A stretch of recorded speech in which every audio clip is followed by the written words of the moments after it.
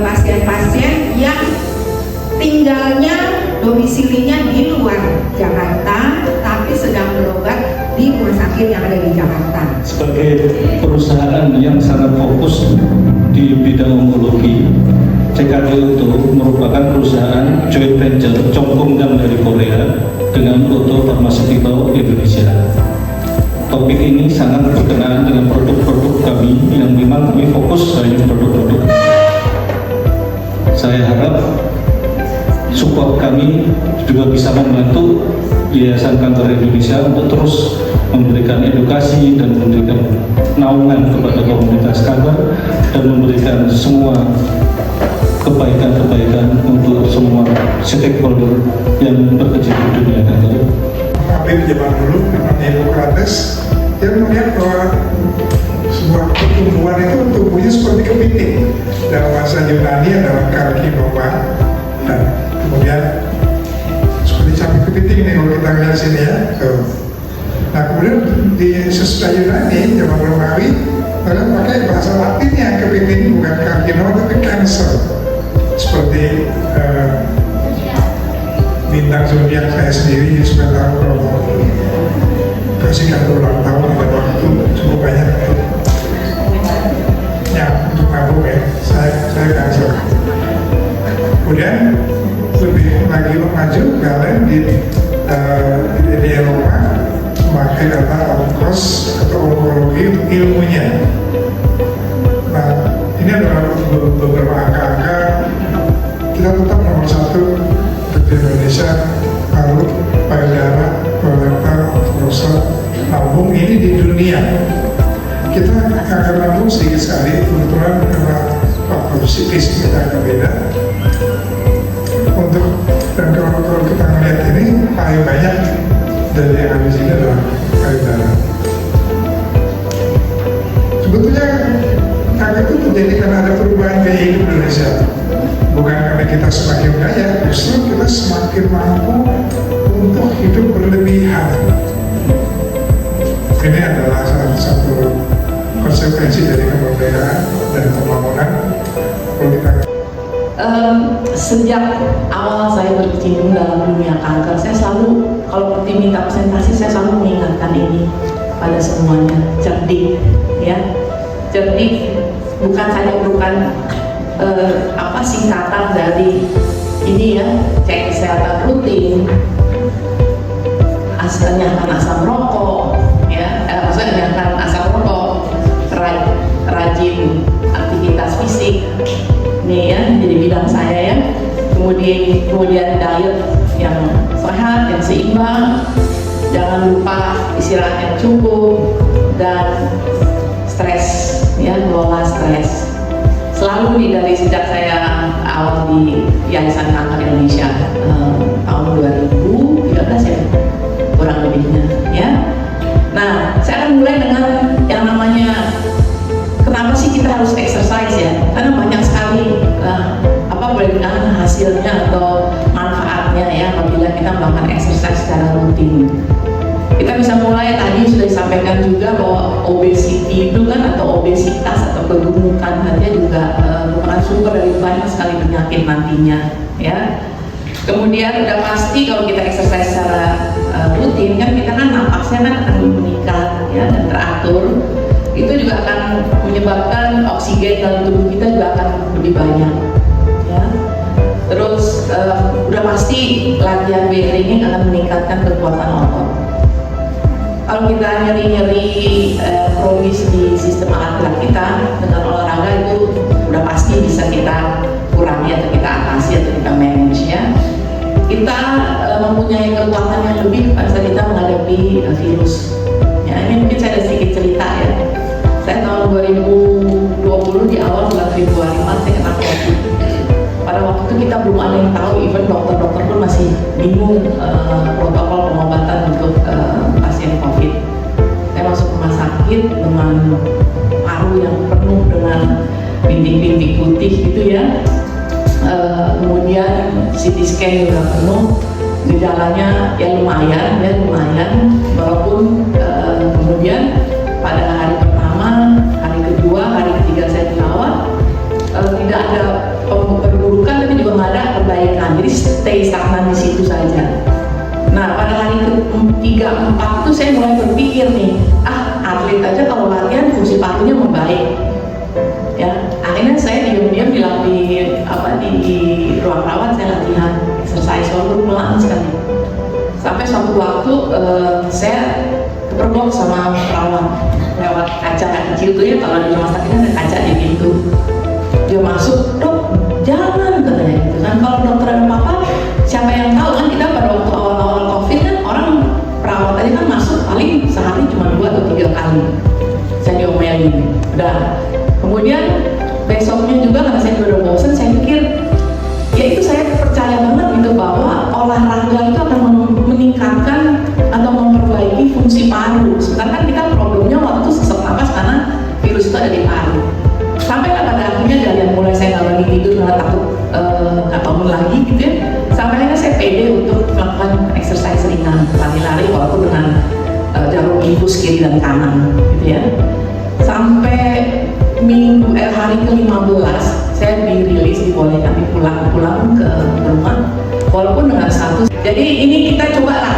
Jadi tadi kan kesimpulannya coba usahakan olahraga secara teratur. Awalnya tuh memang cobaannya besar banget ya. Kita ada jadi alasan capek, sakit, males ya.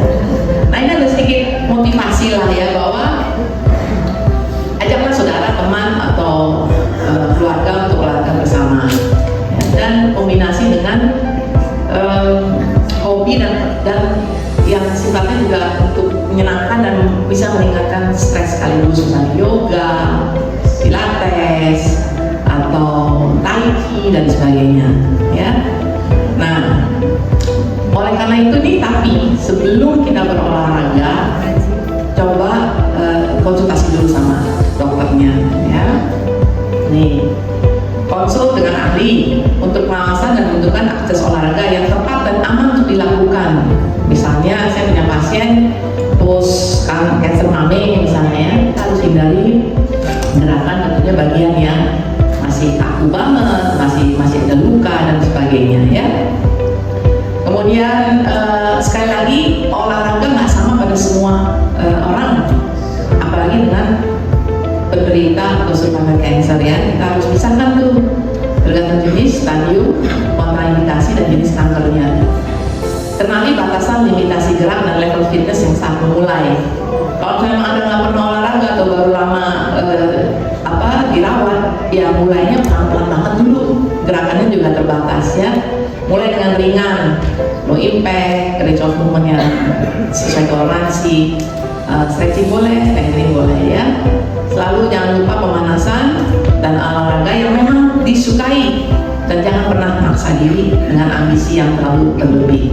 Aktivitas sehari-hari lakukan sebisa mungkin ya.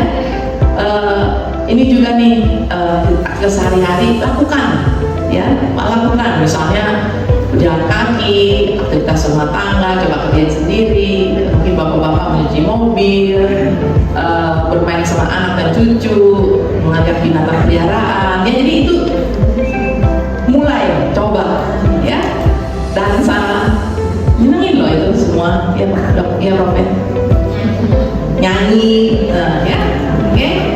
Nah, sedikit tentang olahraga, sedikit cepet-cepet deh. Dari namanya jadi kita tahu ya, olahraga itu olah dan raga ya, gerak tubuh ya. Nah ini sedikit tentang gerak tubuh tuh apa sih ya? Boleh bilang kan kita bisa berdiri, kita bisa bergerak karena kita punya tulang, kita punya sistem yang mengalirkan darah ya. Karena dalam darah itu kan banyak sekali yang bisa dimanfaatkan ya, atau yang harus dimanfaatkan. Di sana ada oksigen, ada makanan-makanan yang dibutuhkan untuk kita dapat energi dan sebagainya. Tentunya yang terakhir adalah alkohol ya. Nih kurang lebih begini ya. Jadi kita tahu gerak tubuh, alat gerak tuh akhirnya terdiri dari ya segini macam lah ya. Untuk fungsi gerak, penopang supaya kita nggak jatuh ya, supaya kita stabil, dan juga untuk proteksi diri. Nah, sedikit tentang jenis gerak ya. Kenapa ini saya harus sampaikan bahwa gerak-gerak ini gerakan normal yang sebisa mungkin harus dipertahankan untuk kehidupan kita sehari-hari. yang saya leher kan satu ini, kiri kanan, ya. Gerak bahu, kita tahu gerak bahu yang normal kan sebenarnya ke depan, ke samping, ya, ke sini. Nah itu tuh harus dipertahankan, jangan sampai kaku salah satunya.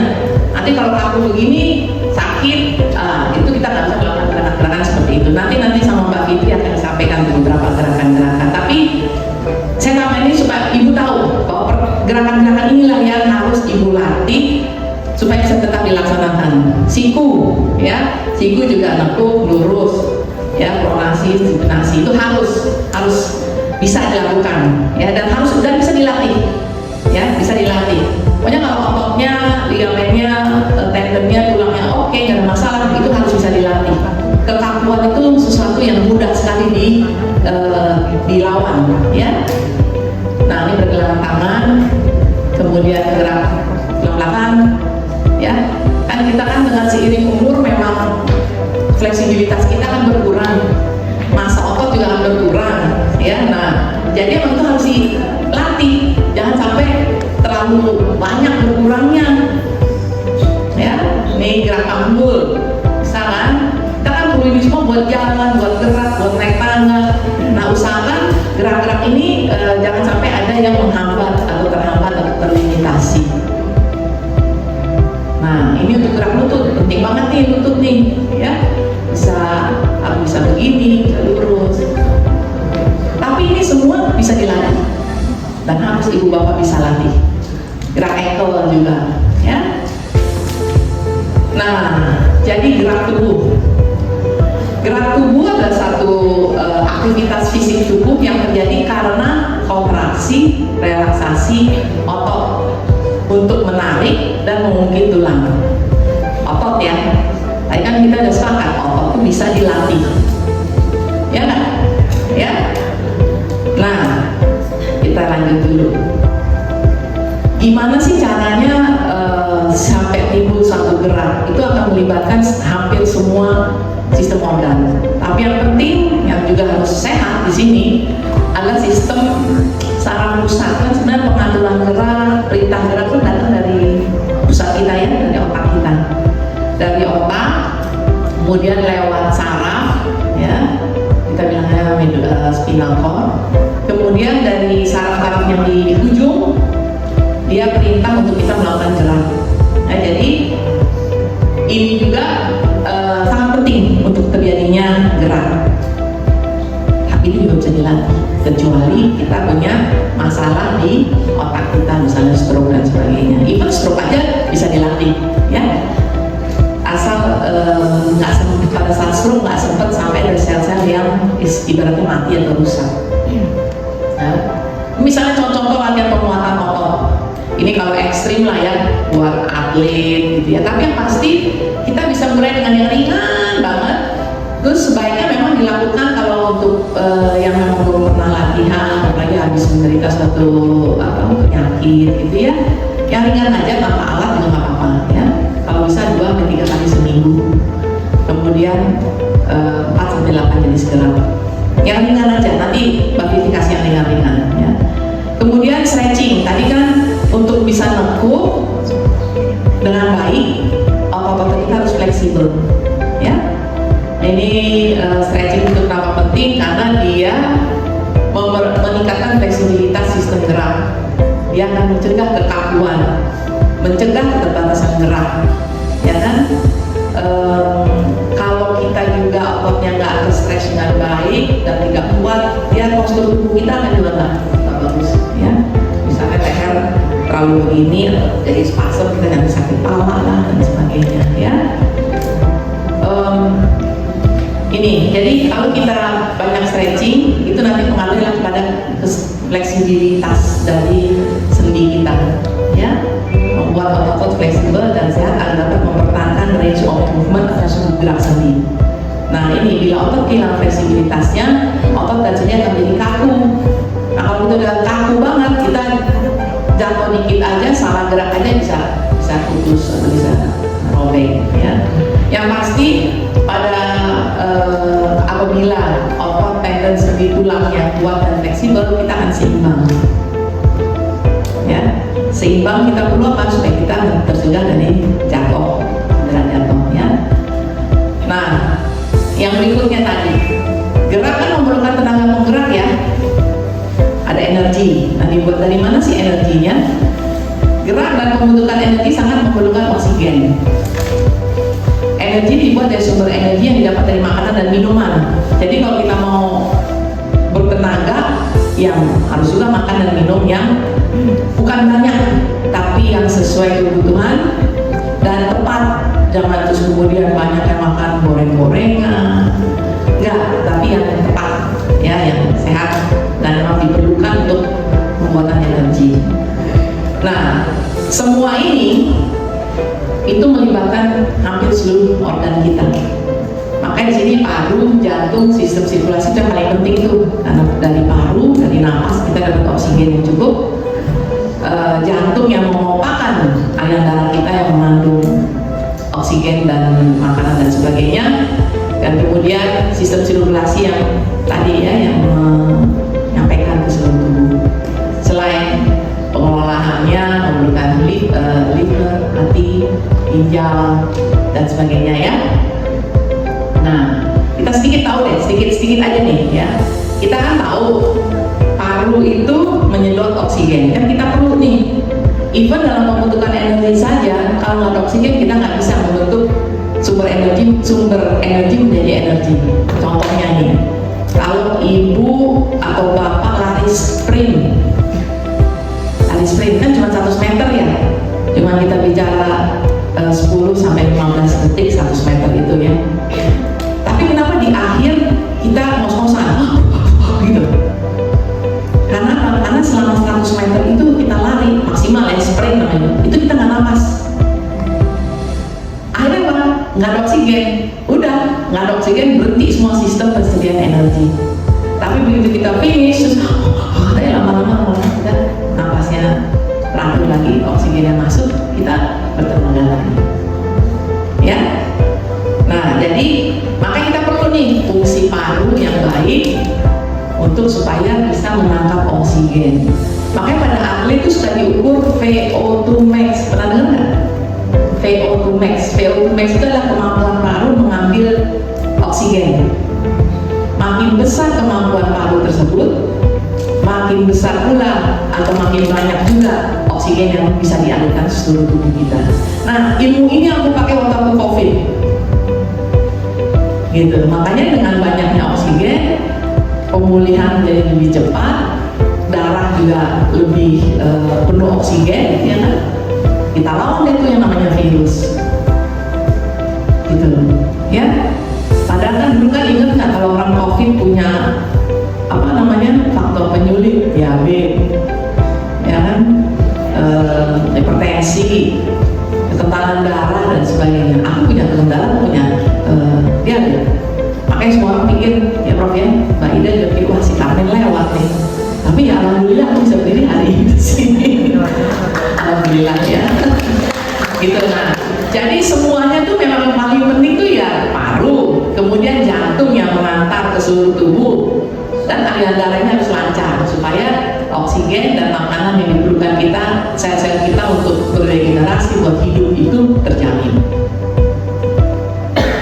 Nah, gimana sih ningkatin sistem ini ya, sistem jantung, paru, aliran darah? Makanya ada yang namanya cardio exercise. Cardio itu kan bahasa Latin buat jantung, bisa dilatih gitu ya. Jadi ini sesuatu yang bukan apa hoaxnya, bukan. Ini harus bisa dilakukan oleh semua orang, dimulai di semua umur, jadi nggak ada kata terlambat.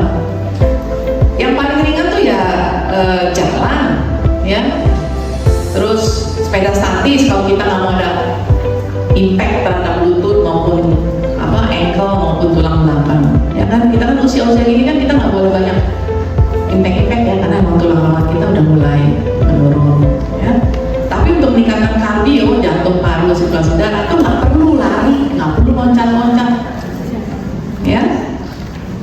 Kemudian yang paling bagus sih memang kalau untuk non high impact ya, bukan high impact tuh ya memang kita bisa bicara sepeda statis, sepeda, hidroterapi di air, ya kan di air kita bisa atur gravitasinya, ya. Kemudian rowing juga masih bisa. Tapi yang buat di rumah yang nggak perlu kolam, nggak perlu alat, ya udah jalan aja dengan syarat Anda seimbang dan nggak ada masalah keseimbangan dan kekuatan, maksudnya ada nggak udah jatuh, ya.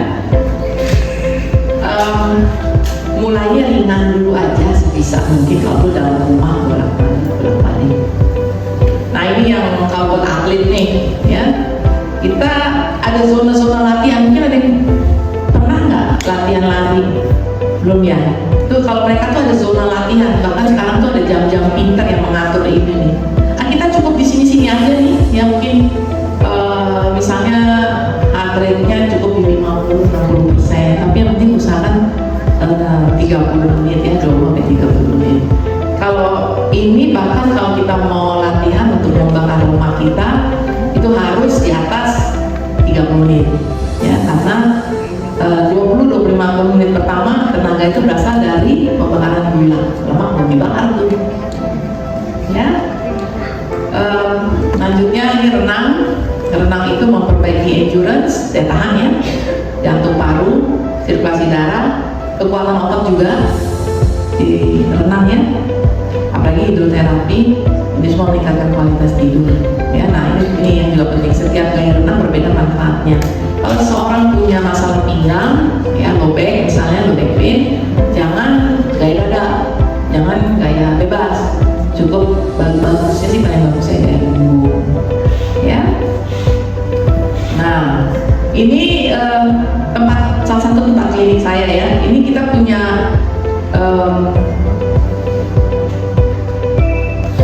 kolam, ada treadmillnya. Di dalam kolam tuh ada treadmillnya dan kita bisa atur ketinggiannya, naik turun nih, apa namanya nih, ubinnya bisa naik turun. Kita bisa atur segini berapa persen weight bearing, berapa persen beban tubuh, segini berapa ya. Ini memang banyak saya lakukan pada pasien-pasien yang post operasi gitu ya, yang memang dia udah harus lari, dia mau balik lagi lari maraton, tapi nggak bisa lari di ubin karena high impact ya. Nah sekarang yang penting adalah bagaimana merencanakan olahraga. Kalau dengan masalah ya, misalnya obesity, darah tinggi, diabetes, emang sebaiknya sih sebelum olahraga konsul dulu ke dokternya ya. Kenapa? Saraf kejepit ya, saraf kejepit itu kalau tidak memerlukan operasi ya, itu paling bagus latihan penguatan pinggang, low back exercise. Kenapa? Caranya banyak. Yang pasti saya punya gambar, kayak pasti kan gini, tulang belakang itu kan kiri kanannya kan banyak sekali otot. Ada otot yang lurus, ada otot yang, nah itu kita tinggal latih, kita kuatin. Biasanya itu kan kalau sakit pinggang itu kan karena biasanya ada bantalan tulang yang lepas terus mendorong saraf gitu kan ya.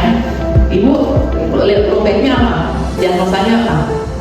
Kejepit sarafnya ya, kayak gitu. Jadi nah sementara si tulang belakang itu kan kayak ruas begini ya. Nah kalau ruasnya kita pegang itu kan si bantalnya balik lagi, jadi dia nggak deket saraf. Nah ngereganginnya itu gimana? Otot-otot kiri kanannya kita kuatin. Biasanya kalau memang udah parah banget, kita traksi dulu. Setelah ditraksi, bantalan yang jepit itu balik. Nah baru kita harus maintain atau harus pelihara dengan kekuatan otot gitu. Jadi balik lagi tadi, penopang tubuh itu adalah otot apa ya, gemuk kan iyalah namanya. Kalau misalnya itu tadi, kalau misal tulang rawannya kan ini ya, luas-luas gitu ya, bayangin aja nih kan ada banyak nih luas. Sementara kalau kita misalnya berat badannya besar, ilustrasi aja ya, kalau kita jalan nih, kita kan mindahin berat badan ya dari satu kaki ke satu kaki lagi. Berarti di setiap kita melangkah ada benturan sebesar berat badan kita, ya nggak? Sementara di usia-usia ibu itu tulang-tulang rawannya itu udah menipis. Bahkan kalau sekali pernah benturan dia bahkan bisa pindah, yang harusnya dia stay di satu tempat tapi dia bisa pindah. Atau tulang-tulang itu nggak semuanya isinya padat kan, dia juga ada isi cairan. Jadi kalau kita tekan si cairan tuh bisa kayak balon gitu loh. Balon tuh kalau kita isi air, kita pencet sini keluar di sini kan. Kalau kita pencet sini keluar di sini gitu. Jadi itu juga yang terjadi pada tulang belakang. Ya nanti ya kalau bisa nanti datanglah, saya kasih yang khusus untuk low back exercise. Nanti di ada contohnya. Kenapa? Tanya dokter DBK. Oke, berencana olahraga jangan lupa pemanasannya. Nah ini yang disarankan selalu ada stretchingnya, strengtheningnya, balance exercise ya. Jenis exercise-nya tergantung kondisi-kondisi lainnya. Udah 1 jam kayaknya ya. Ini menentukan dosisnya, latihan. Kurang lebihnya frekuensi 3-5 kali seminggu. Intensitasnya ditentukan sesuai target heart rate. Gampangnya aja ya nentuin heart rate. Untuk ibu tuh 50-60% dari heart rate maksimal. Jadi kurang lebih 0,6 kali 220 dikurang umur. Misalnya saya 60, berapa ya, saya ngaku nggak ya saya umur berapa? Saya 64 by the way. Ya, jadi 220 kurang 64 kan 156 ya.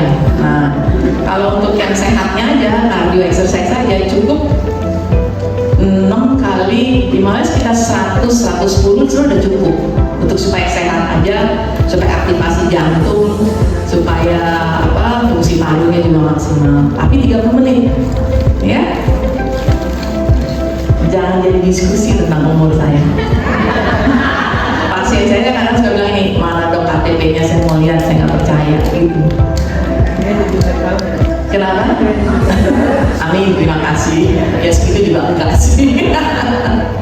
Ya, jadi ini simpel-simpelnya aja ya.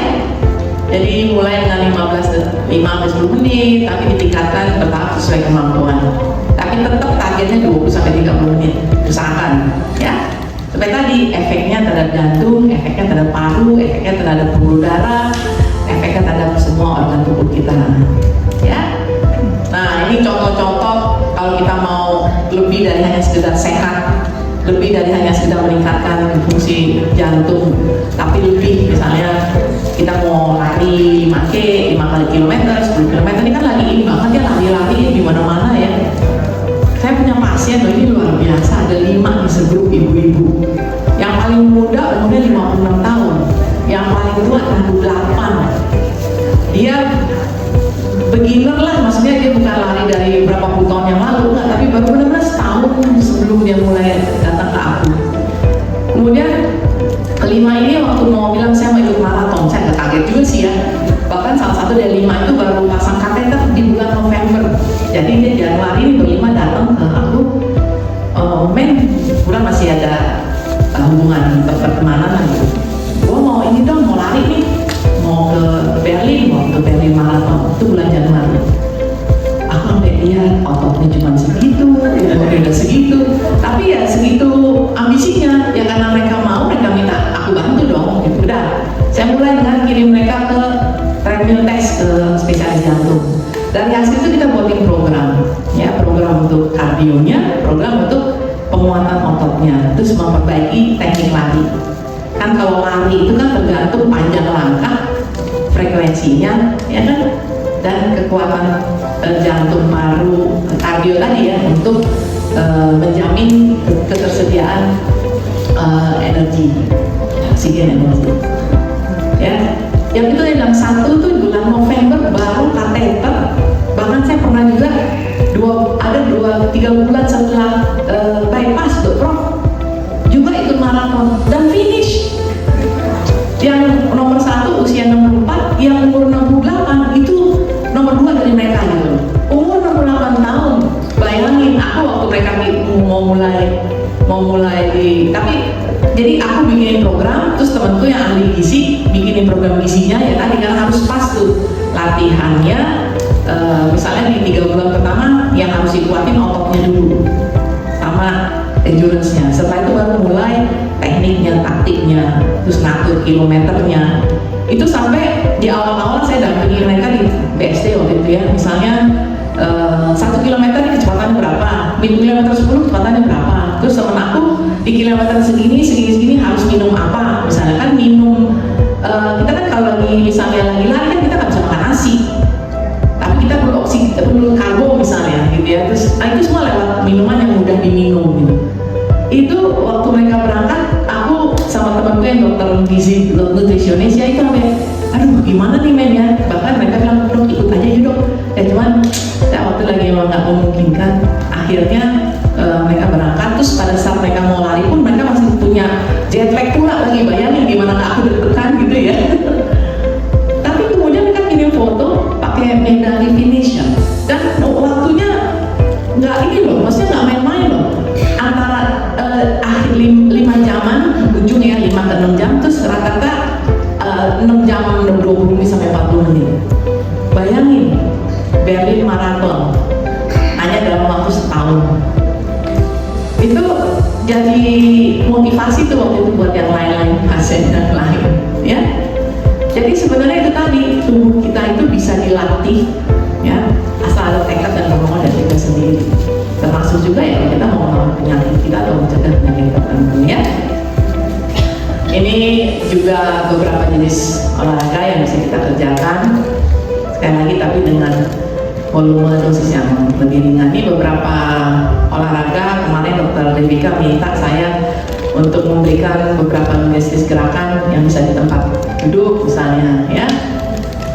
Ini gabungan stretching ya. Ini juga latihan kedua, penguatan otot paha. Ini juga nih kan orang suka ngetes tuh, coba masih bisa nggak yang ini nih, gitu ya, itu untuk ngetes. Nanti dikasih aja deh, ya, karena udah setengah jam lebih kayaknya aku. Terus di stretching, ya, balance, jangan lupa. Tapi yang pasti kita akan balance kalau ototnya kuat. Jadi kuat dulu, ya, baru kita bisa balance. Ini tadi kan, jangan lupa. Ini juga satu hal yang bisa jadi pegangan buat Anda ya. Kadang kalau ininya spasm, kaku, kekakuan otot-otot di leher itu bisa menekan saraf juga Bu. Bisa kita suka sakit kepala, pusing, ya itu juga harus latihan supaya ototnya fleksibel, nggak spasm, nggak tight, supaya dia nggak menekan saraf di sekitar situ, ya. Ini ada chair exercise. Nah ini low back exercise nih Bu. Contoh-contohnya low back exercise, ya. Tapi emang enaknya sih sebenarnya tadi lagi setiap individu memerlukan latihan yang berbeda. Enaknya memang ya konsultasi dulu, kita lihat dulu jepitnya di ketinggian berapa, di lumbar kah, di sakral kah, atau di mana gitu, ya. Jadi nggak sama latihan untuk semua kasus. Nah, sekali lagi ini ya, kita lihat deh, cek kesehatan bisa kita lakukan kan? Rokok, saya sendiri di DKI anti tobacco, walaupun kita nggak pernah, saya nggak pernah rapat. Kemudian rajin aktivitas fisik, ya. Diet mah ini yang memang kayaknya gampang, tapi kayaknya untuk kita susah banget kita kerjain ya. Coba aku mau lihat nih siapa yang sini tidak masuk overweight. Hampir semua kayaknya ya. Ibu enggak, ibu juga enggak. Ya, tapi mungkin 80%. Ya. Dokter overweight nggak? Prof, overweight nggak? Ya, jadi coba deh bawa pesan ini ke rumah ya, bahwa segala sesuatu itu bisa kita kendalikan dan harus bisa bisa kita kendalikan dengan usaha dan tekad. Ya nggak? Terakhir, stres. Jangan lupa, stres itu meningkatkan hormon-hormon stres. Itu juga bikin kita pingin makan gula lah dan sebagainya, pingin makan banyak lah.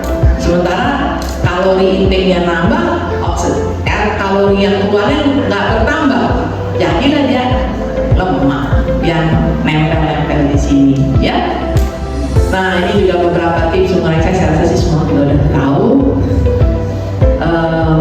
Jangan sampai kita mendem sendiri, akhirnya larinya itu tadi makan lah, depresi lah, jangan. Ya, kita punya teman-teman komunitas yang pastinya udah saling kenal. Yuk kita lawan tuh yang namanya kanker, yang namanya stres, ya. Oke? Intinya, kesimpulan, olahraga itu di ujung-ujungnya meningkatkan quality of life. Benar nggak? Ada yang setuju? Setuju semua. Kalau Anda mau berkualitas hidupnya, ayo mulai olahraga. Sambil olahraga kita lawan tuh semua virus, insya Allah kankernya, mencegah kanker dan sebagainya. Ya, ini referensi saya. Terima kasih atas kesempatannya. Dan ini saya baru pulang dari Paralimpik menjadi dokternya. Terima kasih. Assalamualaikum warahmatullahi wabarakatuh.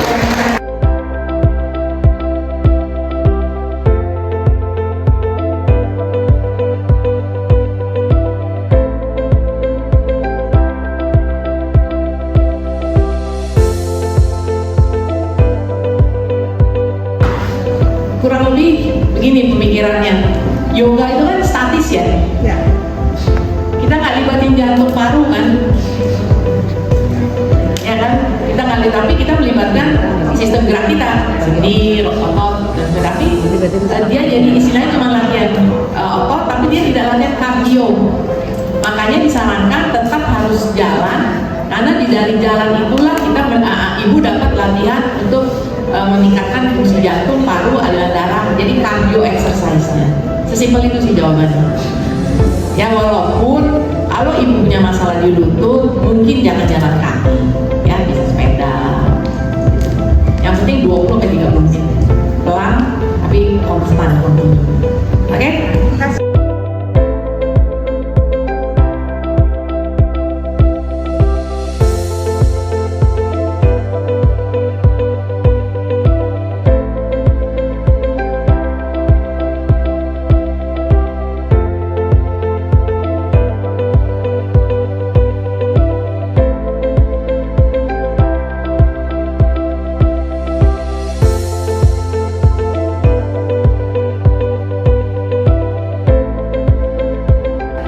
Justru disarankan untuk tetap aktif berolahraga, tapi tentunya sesuai dengan toleransi masing-masing kankernya ya.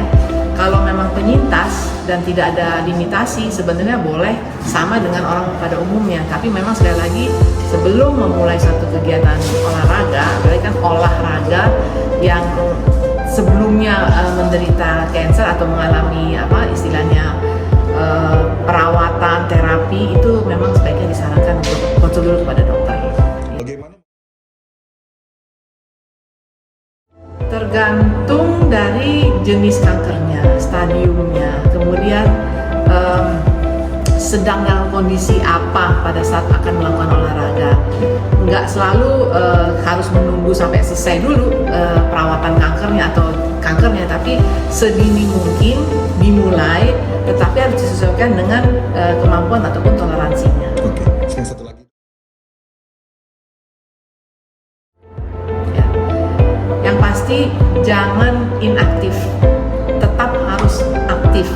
Sebisa mungkin tadi yang sudah saya sampaikan pada hari ini adalah bahwa olahraga itu manfaatnya banyak sekali, bukan hanya untuk mengatasi kanker atau melawan kanker, tetapi itu semua kita butuhkan. Exercise atau hasil dari akibat atau hasil dari exercise itu yang justru kita butuhkan untuk melawan kanker.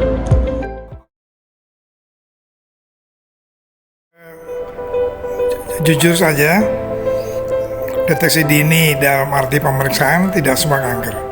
Contoh, kanker pankreas, kanker lambung, itu deteksi dininya itu menunggu keluhan. Itu tapi yang terutama kanker-kanker yang besar di Indonesia, paru, payudara, serviks, usus besar, itu deteksi dini ada. Tapi beberapa alat-alat dalam kita tidak bisa semua orang lalu menjalani pemeriksaan macam-macam tanpa ada keluhan. Yang penting adalah bahwa setiap orang tuh mengetahui apa yang dikeluhkan oleh tubuhnya sebagai keluhan-keluhan awal dari kanker. Itu yang penting. Berat badan turun, rasa nyeri, lemes atau lemah, buang air besar yang berubah polanya dan sebagainya. Itu yang harus kita sebarluaskan sebenarnya. Tidak hanya pemeriksaan, karena pemeriksaan tidak bisa menangkap semua. Gitu. Kira-kira begitu.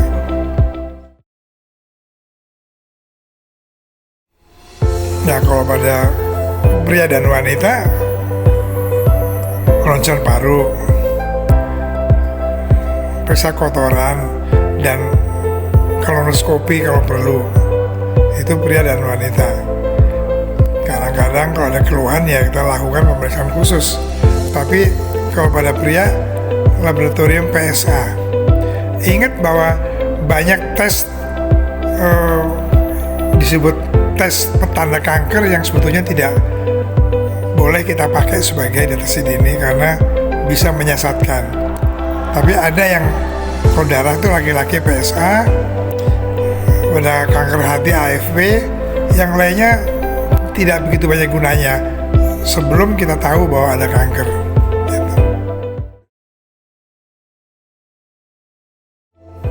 Yang banyak ditemukan ya karena pasiennya datang mengeluh adalah kanker payudara dan kanker paru, yaitu batuk yang berkepanjangan dan tidak sembuh-sembuh, dan ada perdarahan, baik perdarahan melalui belakang usus serta perdarahan dari depan yang seringkali disalahartikan sebagai menstruasi. Itu yang paling banyak. Tapi banyak juga pasien yang datang hanya karena berat badannya turun secara drastis. Ya, jadi tidak melalui pemeriksaan, melalui keluhan. Gitu. Apakah kanker bisa sembuh, Prof? Kanker bisa sembuh, itu adalah salah satu moto dari YKI, terutama bila ditemukan dalam stadium dini. Stadium 1 dan 2 itu sembuhnya hampir sempurna, kanker apapun sebetulnya. Tapi begitu stadium 3 itu memerlukan perjuangan, memerlukan pengobatan, pengendalian jangka panjang, serta kontrol atau pemantauan yang memakan waktu.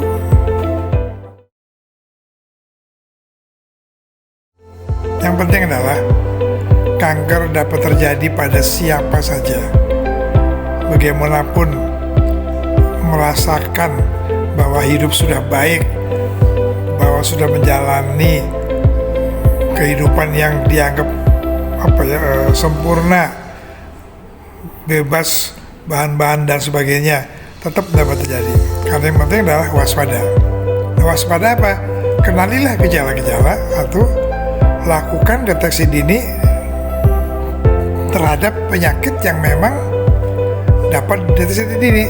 Kanker paru, mamografi, periksa payudara sendiri jangan lupa, dan pap smear, dan periksa kotoran. Dulu dong. 3, 2, 1. Oke, begini ya. Oke, kita mulai. Ibnu. Oke, Semangat. oke.